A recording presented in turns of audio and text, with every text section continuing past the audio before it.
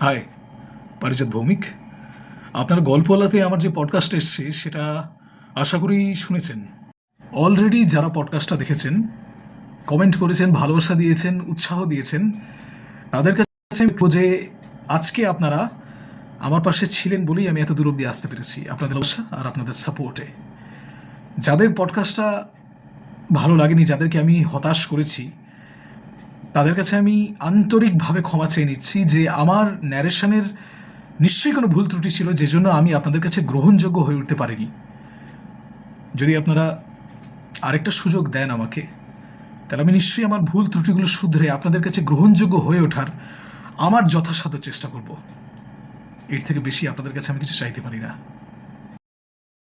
ডিসক্রিপশনে লিঙ্ক দিয়ে দেবো। আপনাদের ভালো লাগা খারাপ লাগা দুটোই আমাকে জানাবেন, তার কারণ দুটোই আমার কাছে সমানভাবে দামি।